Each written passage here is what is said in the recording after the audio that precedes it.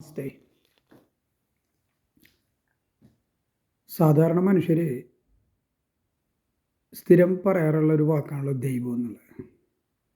എൻ്റെ ദൈവമേ, എൻ്റെ ഈശ്വര എന്നൊക്കെ പറയാറുണ്ട്. പക്ഷേ ഇതേ മനുഷ്യരോട് തന്നെ പിശാചിനെ കുറിച്ച് സംസാരിച്ചാൽ അവർക്കത് കേൾക്കാൻ പോലും താല്പര്യം ഉണ്ടാവില്ല. കാരണം പലരുടെയും വിചാരം, ഹിന്ദുക്കളുടെ പോലും പിശാചെന്ന് പറയുന്ന ഒരു സംഗതി ഇല്ലെന്നാണ് വിചാരം. ഞാൻ എത്ര ആൾക്കാരോട് സംസാരിച്ചെന്ന് പറയും. നോക്കൂ, ഇപ്പോൾ നമുക്കൊരു രോഗമുണ്ട്. നമ്മുടെ വീട്ടിൽ ഒരു വൈറസ് വന്ന് കയറിയേക്കണേ. അപ്പോൾ അതില്ല എന്ന് പറഞ്ഞു കഴിഞ്ഞാൽ അത് ഇല്ലാതാവും. അതിനെ നമ്മൾ പ്രതിവിധി ചെയ്യുകയാണ് വേണ്ടത്. അതിനെ ഓടിക്കുക, വീട്ടിൽ നിന്ന് തുരത്തുക.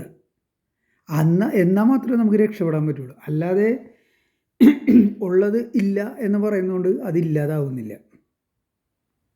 നമുക്ക് കണ്ണുകൊണ്ട് കാണാൻ പറ്റുന്ന കാര്യങ്ങളുണ്ട്, കണ്ണുകൊണ്ട് കാണാൻ പറ്റാത്ത കാര്യങ്ങളുണ്ട്. ഇപ്പോൾ ദൈവം ദൈവം എന്ന് എല്ലാവരും പറയുന്നുണ്ടല്ലോ. അതിപ്പോൾ ഹിന്ദു ആകട്ടെ, മുസ്ലിം ആകട്ടെ, ക്രിസ്ത്യാനിയാകട്ടെ, എല്ലാവരും പറയുന്നൊരു കാര്യമാണല്ലോ ദൈവം എന്നുള്ളത്. പക്ഷേ ഈ ദൈവത്തെ ആരെങ്കിലും കണ്ണുകൊണ്ട് കണ്ടിട്ടുണ്ടോ? ഏതെങ്കിലും ഒരാൾ കണ്ടിട്ടുണ്ടോ? ഇല്ലല്ലോ. പക്ഷെ എന്നാലും മനുഷ്യർ പറയും ദൈവമേ ദൈവമേ എന്ന് പറയും, ഇല്ലേ? അപ്പോൾ അങ്ങനെ കണ്ണുകൊണ്ട് കാണാത്ത ദൈവത്തെ അതുണ്ടെന്ന് നിങ്ങൾക്ക് കരുതാമെങ്കിൽ പിശാചും ഉണ്ടെന്ന് മനസ്സിലാക്കുക. പകലുണ്ടെങ്കിൽ രാത്രിയുണ്ട്. ദൈവം എന്ന് പറഞ്ഞാൽ ഇപ്പോൾ ഇംഗ്ലീഷിൽ പറയുകയാണെങ്കിൽ ഗോഡ്, പെർഫെക്ഷൻ ഓഫ് ഗുഡ്നെസ് എന്നാണ് ആ വാക്കിൻ്റെ നിർവചനം. പിശാചെന്ന് പറയുന്നത് അതിൻ്റെ ഓപ്പോസിറ്റാണ്. ഇപ്പോൾ പകലിൻ്റെ ഓപ്പോസിറ്റ് രാത്രി എന്ന് പറയുന്ന പോലെ ദൈവം നന്മയുടെ മൂർത്തി, നന്മയുടെ പരിപൂർണത എന്നാണെങ്കിൽ പിശാച് തിന്മയുടെ മൂർത്തിയാണ്. തിന്മയെന്ന് പറഞ്ഞാൽ അറിയാലോ, കൊലപാതകം, കള്ളം പറച്ചിൽ, വഞ്ചന, വ്യഭിചാരം, അങ്ങനെ തിന്മകൾ ഇങ്ങനെ കിടക്കണം. അപ്പോൾ ഇതൊക്കെ നമ്മളെ ഭയപ്പെടുത്തുന്ന കാര്യമാണ്. കാരണം തിന്മകളാണ് നമ്മളെ മരണശേഷം നരകത്തിലിട്ട് പീഡിപ്പിക്കുന്നത് എന്നൊരു വിചാരവും മനുഷ്യർക്കുണ്ട്.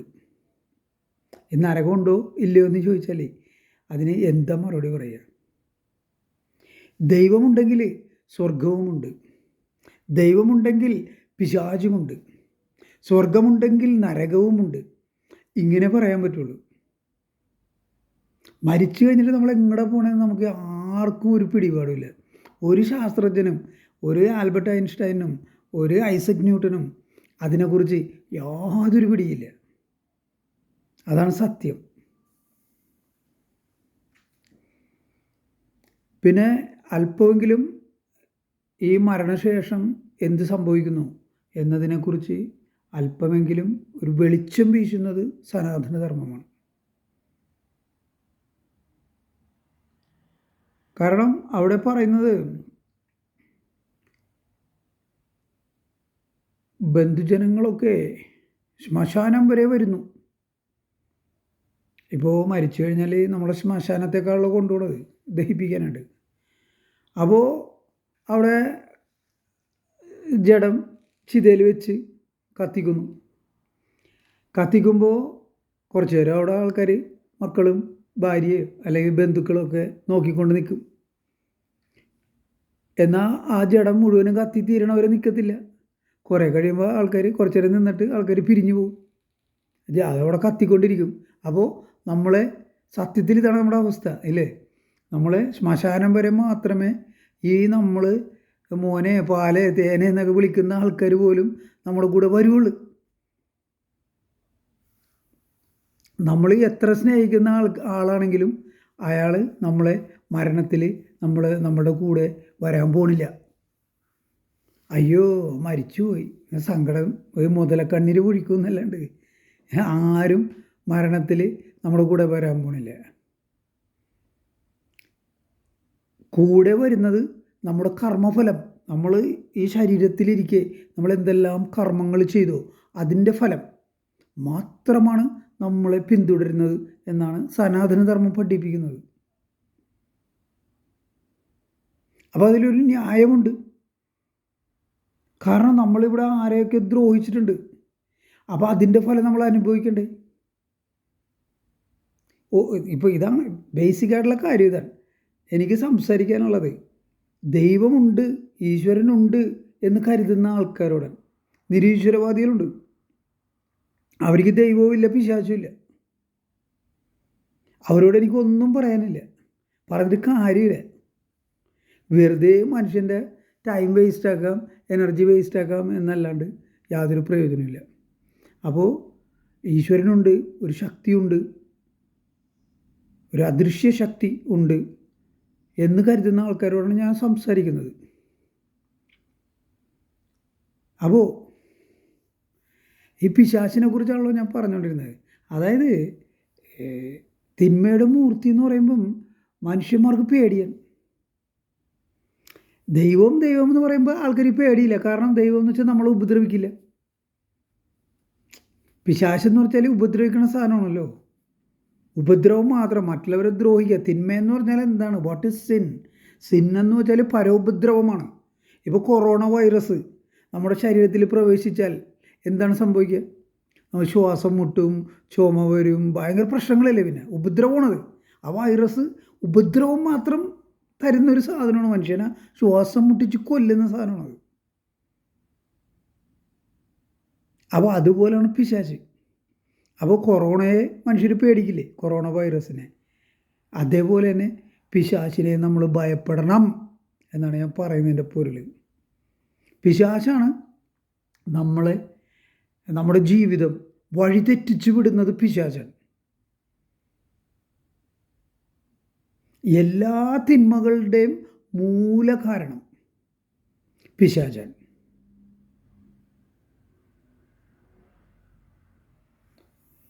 എല്ലാ നന്മയുടെയും മൂലകാരണം ഈശ്വരനാണ്. ഇപ്പോൾ ഒരു സിനിമയിൽ കമലഹാസൻ പറയില്ലേ, കടവുൾ പാതി മൃഗം പാതി എന്ന് പറയില്ലേ. അതായത് പകുതി ദൈവം, കടവുൾ എന്ന് വെച്ചാൽ ദൈവം, പകുതി മൃഗം. ഇത് രണ്ടും കൂടി ചേർന്നതാണ് മനുഷ്യരെന്ന് പറയില്ലേ. എന്ന് പറഞ്ഞ പോലെ നമ്മുടെ ഉള്ളിലെ ചിന്തകളാണത്. ചിന്തകളാണ് നമ്മുടെ മോഹങ്ങൾ, നമ്മുടെ ചിന്തകൾ. അതിൽ നിന്നാണ് നമ്മൾ ശരിയായ ചിന്തയിലൂടെ നമ്മൾ മറ്റുള്ളവരെ ഉപദ്രവിക്കാതെയും, തെറ്റായ ചിന്തയിലൂടെ മറ്റുള്ളവനെ ഉപദ്രവിച്ചിട്ടാണെങ്കിലും എനിക്ക് സന്തോഷമായിട്ട് ജീവിക്കണം, അങ്ങനെയുള്ള ചിന്ത ഉണ്ടാകുന്നത്. അപ്പോൾ ഇങ്ങനെ നമ്മൾ ജീവിക്കുമ്പോൾ നമ്മൾ ദൈനംദിന ജീവിതത്തിൽ നമ്മൾ ഒരുപാട് തെറ്റുകൾ ചെയ്യുന്നുണ്ട്. കർമ്മമാണത്. ആ കർമ്മത്തിൻ്റെ ഫലം ഇപ്പം നോക്കൂ. നമ്മൾ മീൻ തിന്നുന്ന ആളാണെന്ന് വിചാരിക്കുക. ചെറിയ ചെറിയ മീനുണ്ടല്ലോ, നമ്മുടെ ഇപ്പോൾ ഫോർട്ട് കൊച്ചിയിൽ പറഞ്ഞ കൊഴുവ എന്നൊക്കെ പറഞ്ഞ കുഞ്ഞു കുഞ്ഞു മീനുണ്ട്. അതൊക്കെ ഒരുപാട് തിന്നും. ചെമ്മീൻ, ചെറിയ ചെറിയ ചെമ്മീൻ, അതൊക്കെ ഒത്തിരി തിന്നും. കർമ്മഫലം അനുഭവിക്കാതെ തീരില്ല എന്നാണ് സനാതനധർമ്മം പഠിപ്പിക്കുന്നത്. അപ്പോൾ നമ്മൾ ഇപ്പോൾ മീൻ തിന്നു കഴിഞ്ഞാൽ അതിൻ്റെ ഫലം നമ്മളെങ്ങനെ അനുഭവിക്കും? ഒരു ദുഷ്കർമ്മമാണത്. അതിൻ്റെ ഫലം എങ്ങനെ അനുഭവിക്കും? ഫലം അനുഭവിക്കാതെ തീരില്ലെന്നുള്ളൂ. അപ്പോൾ ഈ ശരീരത്തിലിരുന്നുകൊണ്ട് മീൻ തിന്നതിൻ്റെ ഫലം എനിക്ക് അനുഭവിച്ച് തീർക്കാൻ പറ്റില്ല. അതിന് ഞാൻ മീനായിട്ട് ജനിക്കണം, മീനായിട്ട് പിറക്കണം. അതിനെയാണ് ഈ റീഇൻകാർണേഷൻ എന്ന് പറയുന്നത്. റീഇൻകാർണേഷൻ്റെ കാരണം നമ്മുടെ കർമ്മമാണ്. അപ്പോൾ കർമ്മം ശരീരത്തിന് ജന്മം നൽകുന്നു എന്ന് സനാതനധർമ്മം പറയുന്നത് സത്യമാണ്. നോക്കൂ, എവിടെയാണ് ലോജിക്കുള്ളത്, യുക്തി എവിടെയാണുള്ളത്, അവിടെയാണ് സത്യമുള്ളത്. സത്യവും യുക്തിയും ഇരട്ട സഹോദരങ്ങളെ പോലെ എപ്പോഴും ഒരുമിച്ചിരിക്കണം, ചേർന്നിരിക്കുന്നതാണ് സത്യവും യുക്തിയും. നുണയെന്ന് പറയുമ്പോൾ യുക്തിരഹിതമായിരിക്കും, യുക്തി ഉണ്ടാവില്ല. ലോജിക്ക് ഇല്ലാതെ വരും നുണ വരുമ്പോൾ, അസത്യം വരുമ്പോൾ. സത്യത്തിനെപ്പോഴും നമ്മൾക്ക് ലോജിക്കലായിട്ട് അത് നമുക്ക് എക്സ്പ്ലെയിൻ ചെയ്യാൻ പറ്റും. ഇപ്പോൾ സനാതനധർമ്മം പറയുന്നു ദുഃഖത്തിൻ്റെ കാരണം എന്താണ്. ഒരു ചോദ്യം, മനുഷ്യരുടെ ഏറ്റവും വലിയ പ്രശ്നം എന്ന് വെച്ചാൽ ദുഃഖമാണല്ലോ. മനസ്സിലായോ? മനുഷ്യനെ അലട്ടുന്ന പ്രശ്നം ദുഃഖമല്ലേ. പലതരം ദുഃഖങ്ങൾ, മരണം, നമ്മൾ സ്നേഹിച്ച ആൾക്കാർ നമ്മളെ വിട്ടു പിരിഞ്ഞു പോണത്, അപ്പൻ അമ്മ സഹോദരങ്ങൾ, പിന്നെ സുഹൃത്തുക്കളുടെ മരണം വേർപാട്, അത് നൽകുന്ന ദുഃഖം, പിന്നെ രോഗങ്ങളിലൂടെ വരുന്ന ദുഃഖം. അങ്ങനെ ഒത്തിരി ഒത്തിരി ഒത്തിരി ദുഃഖങ്ങൾ നിറഞ്ഞ ഒരു ലോകത്തിലാണ് നമ്മൾ ജീവിക്കുന്നത് അല്ലേ. അപ്പോൾ ഈ ദുഃഖത്തിൻ്റെ മൂല കാരണം എന്താണ് എന്നൊരു ചോദ്യം മനുഷ്യൻ ആലോചിക്കുകയാണല്ലോ. എന്തുകൊണ്ടാണ് ഈ ദുഃഖങ്ങളൊക്കെ ഇവിടെ ലോകത്തുള്ളത്? എന്തുകൊണ്ട് എനിക്ക് ദുഃഖങ്ങളൊന്നും ഇല്ലാതെ സന്തോഷമായിട്ട് ജീവിക്കാൻ കഴിയുന്നില്ല എന്ന് ചിന്തിക്കുമ്പോൾ അതിന് മറുപടി വേണ്ടേ? നോക്കൂ, സനാതനധർമ്മം എന്ന് പറഞ്ഞാൽ മനുഷ്യൻ്റെ സകല ചോദ്യങ്ങൾക്കും മറുപടി നൽകാൻ കഴിയുന്ന ഒരു ഐഡിയോളജിയാണ്, ഒരു സിദ്ധാന്തമാണ് സനാതനധർമ്മം. അതുകൊണ്ടാണ് ഞാൻ സനാതനധർമ്മം ഫോളോ ചെയ്യുന്നത്. കാരണം എൻ്റെ ചോദ്യങ്ങൾക്ക്, എൻ്റെ സംശയങ്ങൾക്ക് മറുപടി കിട്ടുന്നുണ്ട്. ഇപ്പോൾ നോക്കൂ, ദുഃഖത്തിൻ്റെ കാരണം എന്താണെന്ന് നമ്മൾ ബൈബിളിലോ ഖുറാനിലോ പരതി കഴിഞ്ഞാൽ മറുപടിയില്ല. ബൈബിളോ ഖുറാനോ പറയുന്നുണ്ടോ ദുഃഖത്തിൻ്റെ കാരണം എന്താണെന്ന്? പറയുന്നുണ്ടോ? പറയുന്നില്ല. നിങ്ങൾ ബൈബിൾ മുഴുവനും പരിശോധിച്ച് നോക്കൂ, ഖുറാൻ പരിശോധിച്ച് നോക്കൂ. അവിടെ ആരെങ്കിലും ആരോടെങ്കിലും ദുഃഖത്തിൻ്റെ മൂല കാരണം എന്താണ് എന്ന് ചോദിക്കുന്നുണ്ട്? സനാതനധർമ്മത്തിൽ ചോദിക്കുന്നുണ്ട്. അതിന് മറുപടിയും പറയുന്നുണ്ട്. അറ്റാച്ച്മെൻ്റാണ് ദുഃഖത്തിൻ്റെ മൂല കാരണം. അത് അറ്റാച്ച്മെൻ്റ് എന്ന് പറഞ്ഞാൽ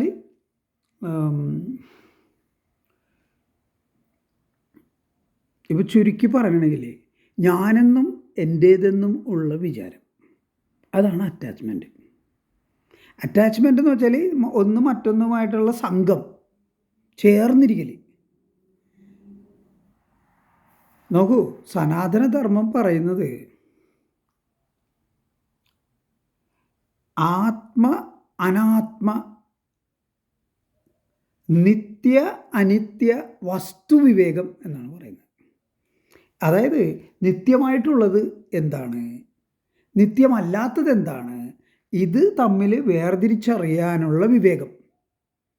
ഇതാണ് മനുഷ്യർക്ക് ഏറ്റവും അത്യാവശ്യം എന്നാണ് സനാതനധർമ്മം പറയുന്നത്.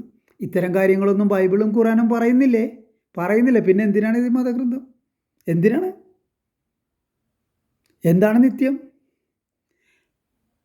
നിത്യമായിട്ട് ഒരൊറ്റ കാര്യം മാത്രമേ ഉള്ളൂ, അത് ആത്മാവാണ്.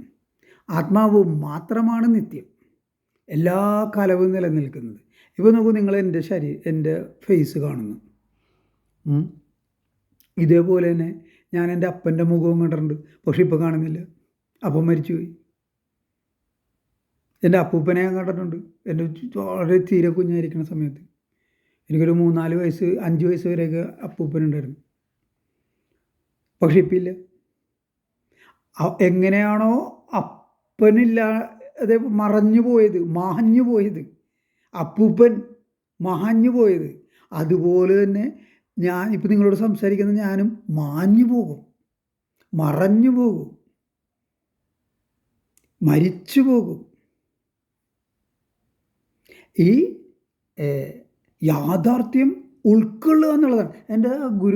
എൻ്റെ പിതാവ് തന്നെയാണ് എൻ്റെ ഗുരു എന്ന് ഞാൻ പലപ്പോഴും പറഞ്ഞിട്ടുണ്ടല്ലോ. അദ്ദേഹം ഇടയ്ക്കിടയ്ക്ക് പറയുന്നൊരു കാര്യമുണ്ട്, acceptance of reality is equal to happiness. അതായത് നമ്മൾ യാഥാർത്ഥ്യം അംഗീകരിക്കുക, അതാണ് സന്തോഷം. ഹാപ്പിനെസ് എന്ന് പറഞ്ഞാൽ അതാണ് നമ്മുടെ യാഥാർത്ഥ്യം നമ്മൾ അംഗീകരിക്കുക. അപ്പോൾ യാഥാർത്ഥ്യം ഇതാണ്. ഞാനീ നിങ്ങളോട് സംസാരിക്കുന്നത്, ഈ ശരീരം പോലും ഇതെൻ്റേതല്ല. അത് യുക്തിപൂർവമായിട്ട് ചിന്തിച്ചു കഴിഞ്ഞാൽ ഈ ശരീരം പോലും അത് അച്ഛനും അമ്മയും ലൈംഗിക ബന്ധത്തിൽ ഏർപ്പെട്ടു, അമ്മയുടെ ഉദരത്തിൽ ഭ്രൂണത്തിൽ ഇത് വളർന്നു, അമ്മ ആഹാരം കഴിക്കുന്നു, അതിൽ നിന്ന് ഈ ഭ്രൂണത്തിന് വളർച്ച ഉണ്ടാകുന്നു, അങ്ങനെ വളർന്ന് ജനിക്കുന്നു, പിറക്കുന്നു. അപ്പോൾ അമ്മയുടെ മുലപ്പാൽ കുടിക്കുന്നു. അങ്ങനെ പിന്നെയും ആ ശരീരം വളരുന്നു. പിന്നെ അമ്മ ചോറ് വാരിത്തരുന്നു, അങ്ങനെ ശരീരം വളരുന്നു. പിന്നെ നമ്മൾ സ്വയം ചോറ് വാരി തിന്നാൻ തുടങ്ങുന്നു, അങ്ങനെ ശരീരം വളരുന്നു. അങ്ങനെ ഈ പ്രകൃതിയിൽ നിന്നുള്ള സാധനങ്ങളൊക്കെ തിന്ന് തിന്ന് തിന്ന് ഉണ്ടായ സാധനമാണിത്, ഈ ശരീരം എന്ന് പറയുന്നത്. അത് അമ്മയുടെ വയറ്റിൽ കിടക്കുമ്പോഴും പുറത്ത് വന്നപ്പോഴും എപ്പോഴും പ്രകൃതിയിൽ നിന്നാണ് ആഹാരം. ഈ ആഹാരം അക്യുമുലേറ്റ് ചെയ്യുന്നതാണ് ശരീരം. Accumulation of food. ഈ ഭക്ഷണ സാധനങ്ങൾ ചേർന്ന് ഉണ്ടായതാണ് ശരീരം. അതാണ് സത്യം, അതാണ് ലോജിക്ക്. അപ്പോൾ ഈ ഭക്ഷണ സാധനങ്ങൾ എവിടെ നിന്ന് കിട്ടുന്നു? പ്രകൃതിയിൽ നിന്ന് കിട്ടുന്നു. അങ്ങനെയാണെങ്കിൽ ഈ ശരീരം പ്രകൃതിക്കാണ് സ്വന്തം. അതല്ലേ എൻ്റെ യുക്തി, അല്ലേ? അപ്പോൾ പിന്നെ ഞാൻ ആരാണ്? ഞാൻ പ്രകൃതിയാണോ? ആണോ? അപ്പോൾ അവിടെയാണ് ആത്മാവ് വരുന്നത്. പക്ഷേ ഞാനെന്ന് പറഞ്ഞാൽ ആത്മാവില്ല എന്നാണ് പറയുന്നത്. കാരണം എൻ്റെ ഉള്ളിലും നിങ്ങളുടെ ഉള്ളിലും മറ്റ് സകല ജീവജാലങ്ങളുടെ ഉള്ളിലും ചരാചരങ്ങളുടെ ഉള്ളിൽ പോലും വൃക്ഷങ്ങളുടെ ഉള്ളിൽ പോലും ഉള്ള ആത്മാവ് ഒരേ ആത്മാവാണ്. ആത്മാവ് ഒരെണ്ണമുള്ളൂ. അതിൻ്റെ ഭേദങ്ങളാണ് അത്. എന്താ പറയുക, ഭ്രമം കൊണ്ട് അത് തോന്നുകയാണെന്നാണ് പറയുന്നത്. അതെല്ലാം എന്താ പറയുക, വളരെ ഹൈ ലെവലായിട്ടുള്ള കാര്യങ്ങളാണെല്ലാം. അതൊക്കെ സനാതനധർമ്മമാണ് പഠിപ്പിക്കുന്നത്. അല്ലാതെ ബൈബിളിലും ഖുറാനിലൊന്നും ഇത്തരം കാര്യങ്ങൾ പരാമർശിച്ചിട്ടേ ഇല്ല. അവിടെ നിങ്ങൾ ഞാൻ നിങ്ങളുടെ ദൈവമാണ്, എന്നെ അല്ലാതെ മറ്റാരെ നിങ്ങൾ ആരാധിക്കരുത്, പിന്നെ എന്നെ ആരാധിക്കാതെ മറ്റ് ദൈവങ്ങളെ ആരാധിക്കുന്നവരെ നിങ്ങൾ കൊല്ലുക, പിന്നെ ലോകം മുഴുവനും പോയി സകലരെയും ക്രിസ്ത്യാനിയാക്കുക, മുസ്ലിമാക്കുക, സുന്നത്ത് ചെയ്യുക, മാമോദീസ മുക്കുക, ഇത്തരം കാര്യങ്ങളല്ലാണ്ട് മനുഷ്യർക്ക് അറിയേണ്ട കാര്യങ്ങളുണ്ടല്ലോ. ഇപ്പം ഞാൻ നേരത്തെ ചോദിച്ചില്ലേ, ദുഃഖത്തിൻ്റെ കാരണം എന്താണ്? അറ്റാച്ച്മെൻറ്റ്. അതാണ് ദുഃഖത്തിന് കാരണം. അതിന് വളരെ വളരെ എന്താ പറയുക, വളരെ ലോജിക്കലായിട്ട് തന്നെ അത് നമുക്കത് മനസ്സിലാക്കാവുന്നതേ ഉള്ളൂ. അത് സനാതനധർമ്മം മനസ്സിലാക്കി തരുന്നുമുണ്ട്. ഇപ്പോൾ ഉദാഹരണം പറയുകയാണെങ്കിൽ ലോകത്ത് എവിടെയൊക്കെയോ കുട്ടികൾ മരിക്കുന്നു. ഇപ്പം നമുക്കറിയാമല്ലോ, ഗാസയിൽ മറ്റേ ഇസ്രായേൽ യഹൂദർ ബോംബിട്ട് ധാരാളം കുട്ടികൾ മരിക്കുന്നുണ്ട്. നമ്മൾ കരയുന്നുണ്ടോ? പക്ഷേ നമ്മുടെ കുഞ്ഞാണ് മരിക്കണമെങ്കിലും നമ്മൾ അയ്യോ കുട്ടി നിലവിളിച്ച് കരയുമില്ലേ? ഇല്ലേ? സ്വന്തം കുഞ്ഞാണെങ്കിലും കരയത്തില്ലേ? കരച്ചിൽ നിർത്താൻ പറ്റില്ല, ഭയങ്കര ദുഃഖമായിരിക്കും, ഇല്ലേ? അപ്പോൾ ആ ദുഃഖത്തിൻ്റെ കാരണം എന്താ? ആ ദുഃഖത്തിൻ്റെ കാരണം ഒരു കുഞ്ഞ് മരിക്കുന്നത് കൊണ്ടല്ല, അത് എൻ്റെ കുഞ്ഞാണ് മരിച്ചത് എന്ന വിചാരം കൊണ്ടാണ്. അല്ല, കുഞ്ഞു മരിക്കണോണ്ടാണ് ഞാൻ കരണമെങ്കിൽ ഗാസയിൽ കുട്ടികൾ മരിക്കുമ്പോഴും ഞാൻ കരയണ്ടേ? അല്ലെങ്കിൽ ഇറാഖിൽ, അല്ലെങ്കിൽ ലോകത്തിൽ എവിടെയൊക്കെയോ മരിക്കുന്നു കുട്ടികൾ, ഞാൻ കരയണ്ടേ? ഞാൻ കരയുന്നില്ലല്ലോ, എൻ്റെ കണ്ണിൽ നിന്ന് കണ്ണീര് വരുന്നില്ല. എന്തുകൊണ്ട് വരുന്നില്ല? കാരണം അത് എൻ്റെ കുഞ്ഞാണ് എന്ന വിചാരം എനിക്കില്ല. അതിൻ്റെ അർത്ഥം ഞാനെന്നും എൻ്റേതെന്നുമുള്ള വിചാരമാണ് ദുഃഖത്തിന് മൂലകാരണം എന്ന് സനാതനധർമ്മം പറയുന്നത് സത്യമാണെന്നാണ്, അല്ലേ? അപ്പോൾ 19 മിനിറ്റായി സംസാരിക്കുന്നത്. ബൈബിളും ഖുറാനുമല്ല, സനാതനധർമ്മമാണ് ശരി.